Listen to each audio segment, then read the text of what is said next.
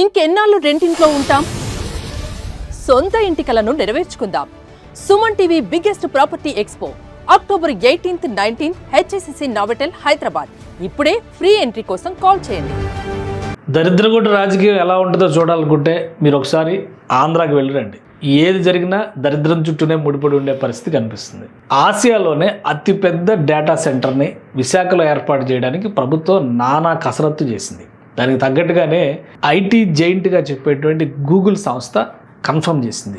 1 కాదు 2 కాదు, దాదాపు 50,000 కోట్ల రూపాయల పెట్టుబడితో అతిపెద్ద డేటా సెంటర్ 1 గిగావాట్ కెపాసిటీతో ఉండేటువంటి డేటా సెంటర్ ప్రస్తుతం ముంబైలో నడుస్తున్నటువంటి డేటా సెంటర్ కంటే 2 రెట్లు పెద్దది.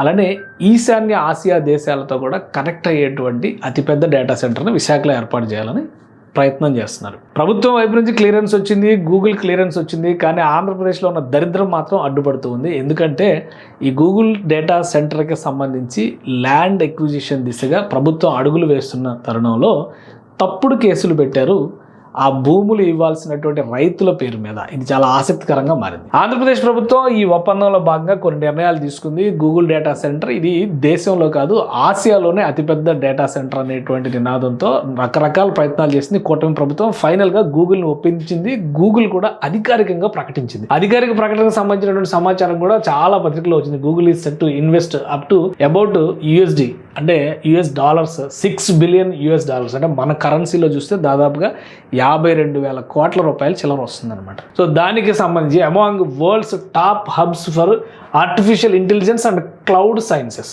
ఆర్టిఫిషియల్ ఇంటెలిజెన్స్ క్లౌడ్ సైన్సెస్ సంబంధించినటువంటి అతిపెద్ద డేటా సెంటర్ అవుతుంది. ఇది వైజాగ్ డైరెక్ట్గా ప్రపంచంతో కనెక్ట్ అయ్యేటువంటి సందర్భం అవుతుందని చెప్పి అందరూ అనుకుంటే వైజాగ్లో కొంతమంది చేసినటువంటి చేష్టలు ఏంటంటే వచ్చినటువంటి డేటా సెంటర్ను వెళ్ళగొట్టేటువంటి దుష్ట చర్య. యాక్చువల్గా రాష్ట్ర ప్రభుత్వం 2 ప్రాంతాలకు సంబంధించినటువంటి భూముల్ని అక్కడ ప్రతిపాదించింది. ఆ 2 ప్రాంతాలు విశాఖ శివారులో ఉన్నటువంటి ప్రాంతాలు. ఏంటి ఆ ప్రాంతాలు? అవి కూడా ఒకసారి మనం చూసేటువంటి ప్రయత్నం చేద్దాం.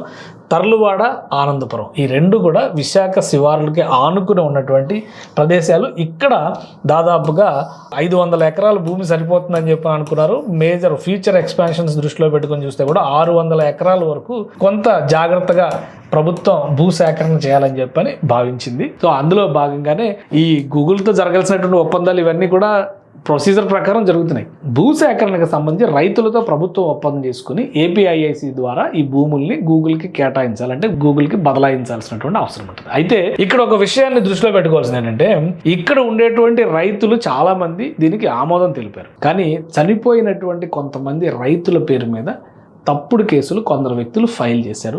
ఈ కోర్టు లిటిగేషన్ ఉన్న విషయం చాలా ఆలస్యంగా వెలుగులోకి వచ్చింది. ఇప్పుడు ప్రభుత్వం దీనిపైన మరింత నిశితంగా పరిశీలన జరిపి దీని వెనక ఎవరున్నారని తేల్చేటువంటి ప్రయత్నం చేయబోతుంది. వాస్తవానికి ఇక్కడ జరిగింది ఏంటంటే డీ పట్టా ల్యాండ్లు అనేటువంటి దానికి సంబంధించి డీ పట్టా ల్యాండ్లు ఏంటంటే ప్రభుత్వానికి సంబంధించినటువంటి బంజరు భూములు ఉంటాయి.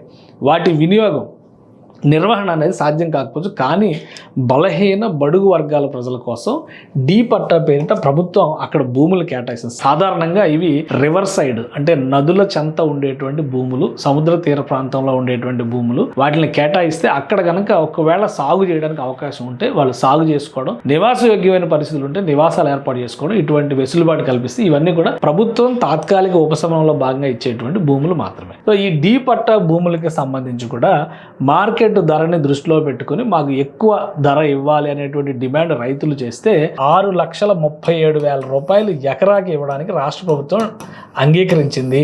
అంటే మార్కెట్ వాల్యూ కంటే దాదాపు 2.5 రెట్ల రేటు అధికంగా ఇవ్వడానికి ప్రభుత్వం అంగీకరించింది. దీంతో సమసిపోయిందని అందరూ భావించారు. కానీ అనూహ్యంగా చనిపోయినటువంటి కొంతమంది రైతుల పేరు మీద కొందరు కోర్టులో కేసు వేశారు. ఇప్పుడు ఆ కేసు సమస్య వెలుగులోకి రావడంతో ప్రభుత్వం వెంటనే అప్రమత్తమైంది. వాస్తవానికి చూడండి, ఇక్కడ ఇంకొక విషయం గుర్తుపెట్టుకోవాల్సింది ఏంటంటే ఎకరాకి 2.5 రెట్లు ఇక్కడ అదనంగా భూములు ఇవ్వడంతో పాటు వాళ్ళకి ఎవరైతే ఈ డీ పట్టా హోల్డర్స్ ఉన్నారో వాళ్ళు తమ భూములు ఇస్తున్నారు కాబట్టి వాళ్ళకి 3 సెంట్ల భూమి నివాసానికి సంబంధించి అంటే ఇల్లు కట్టుకోవడానికి 3 సెంట్ల భూమి ఇవ్వబోతున్నారు డెవలప్ చేసిన తర్వాత. ఇంకొక విషయం ఏంటంటే ఇక్కడ గూగుల్ డేటా సెంటర్ డెవలప్ చేసేటువంటి క్రమంలో ఒక పెద్ద టౌన్షిప్పే ఏర్పడేటువంటి అవకాశం ఉంటుంది. కాబట్టి అక్కడ ఏర్పాటు చేయబోయేటువంటి మార్కెట్ ప్లేసెస్ లేదా మాల్స్లో వీళ్ళకి అవుట్ సోర్సింగ్ ఉద్యోగాల కల్పన ఒక ఆస్పెక్ట్. మరో వైపు నుంచి చూస్తే కనుక ఉద్యోగాలకి సంబంధించి కూడా కొంత వెసులుబాటు, అంటే క్వాలిఫైడ్ పర్సన్స్ ఉంటే కనుక ఉద్యోగాలు అవకాశం కల్పిస్తారు. షాప్స్ వీటి మేనేజ్మెంట్కి సంబంధించిన నిర్వహణలో భాగంగా అనుభవం ఉన్న వాళ్ళకి అవకాశం కల్పిస్తామని ఇటువంటి అవకాశాలన్నీ కూడా, హామీలన్నీ కూడా ప్రభుత్వం ఇచ్చింది. సో ఏదైనా నికరంగా ఇమీడియట్గా కనిపిస్తుంది ఏంటంటే 2.5 రెట్లు అధిక రేటు రావడం ఒకటి ఎకరాకి, ఇంకో వైపు నుంచి 3 సెంట్ల భూమి నివాసయోగ్యమైన భూమి ఇవ్వడం, ఈ రెండు వెసులుబాటు. కాబట్టి రైతులు అంగీకరించారు. కానీ ఎవరు ఊహించని విధంగా ఇప్పుడు ఆ భూముల విషయంలో ఒక కేసు నమోదైంది. దీనివల్ల గూగుల్ డేటా సెంటర్ ఏర్పాటుకు జాప్యం జరిగేటువంటి ప్రమాదం పొంచి ఉంది. ఈ భూములన్నీ కూడా ప్రస్తుతం ఇలా కొండ శివారులో ఉన్నటువంటి అప్పట్లో లోకల్ ఎమ్మెల్యే గంటా శ్రీనివాసరావు అధికారులతో ముఖ్యమంత్రి జరిపినటువంటి చర్చలు, ఫైనల్గా ఆ మ్యాప్స్ అన్ని చూసి ఏ లొకేషన్ సూటబుల్ అనే దాని మీద ఒక నిర్ణయం తీసుకున్నారు. కానీ దరిద్రంగా రాజకీయం వచ్చి చేరడం వలన గూగుల్ డేటా సెంటర్, గూగుల్ అనేది ఒక ప్రతిష్టాత్మకమైనటువంటి సంస్థ. అలాంటి సంస్థ వస్తే ఒప్పందాల్లో ఏమైనా లొసుగులున్నా, ఇబ్బందులున్నా వాటిని పాయింట్అవుట్ చేయడం, రాజకీయంగా యుద్ధం చేయడం నేరుగా అది ఒక ఆస్పెక్ట్ అయితే, రైతులు భూములు ఇవ్వడానికి సిద్ధంగా ఉంటే రైతులకే తెలియకుండా వాళ్ళ పేరు మీద దొంగ కేసులు వేసి నమోదు చేస్తున్నటువంటి, ఇలాంటి ఆటంకాలు సృష్టిస్తున్నటువంటి గనులు ఎవరనేది ఇప్పుడు తేలాల్సినటువంటి అవసరం ఉంది. గూగుల్ డేటా సెంటర్ ని వీలైనంత వేగంగా అక్కడ భూమి పూజ చేయడం ద్వారా పనులు ప్రారంభించాలని రాష్ట్ర ప్రభుత్వం సంకల్పంతో ఉంది. దీనికి సంబంధించి చాలా ఎక్స్పెక్టేషన్స్ ఉన్నాయి. ఎందుకంటే ఈ డేటా సెంటర్ వస్తే కనుక విశాఖ ముఖ చిత్రమే మారిపోతుంది అనేటువంటి ఆలోచనతో రాష్ట్ర ప్రభుత్వం ఉంది. 2024 డిసెంబర్ నుంచి కూడా రకరకాల ప్రయత్నాలు చేసిన తర్వాత ఇప్పటికే అక్కడ ఇంకోటి ఐటీకి సంబంధించి, ఏఐకి సంబంధించి వస్తున్నటువంటి అవకాశాలను సద్వినియోగం చేసుకోవడం ద్వారా రాష్ట్ర ప్రభుత్వం విశాఖని ఐటీలో ప్రముఖ స్థానంలో పెట్టాలని చూస్తుంది. అలానే ఏఐకి సంబంధించినటువంటి ట్రైనింగ్ అండ్ ఎక్స్ప్లోరేషన్కి సంబంధించిన కార్యక్రమాల్లో అమరావతిని ముందు వరుసలో నిలపాలనేటువంటి ప్రయత్నం చేస్తుంది. కానీ ఇప్పుడు ఇలాంటి తప్పుడు కేసులు పెట్టేటువంటి సన్నాసుల వలన జరగాల్సినటువంటి అభివృద్ధి జరగకపోగా ఇవి వెనక్కిపోయేటువంటి ప్రమాదం ఉంటుంది. ఎందుకంటే ఈ గూగుల్ అనేది ఒక అంతర్జాతీయ స్థాయి సంస్థ, విశాఖకి వచ్చి పెట్టాల్సినటువంటి అవసరం లేదు. ప్రపంచంలో బోల్డ్ అనే ఆప్షన్స్ ఉన్నాయి. పైగా ఆసియాలోనే అతిపెద్ద గూగుల్ డేటా సెంటర్ పెడుతోంది అంటే అది ఖచ్చితంగా ఈ ప్రాంతానికి వరం అవుతుంది. విశాఖని తలమానికమైనటువంటి నగరంగా నిలబెట్టేటువంటి నిర్ణయం అవుతుంది. కానీ దాన్ని కూడా అడ్డుకునేటువంటి మహానుభావులు ఎవరనేది తేలాల్సినటువంటి అవసరం ఉంది.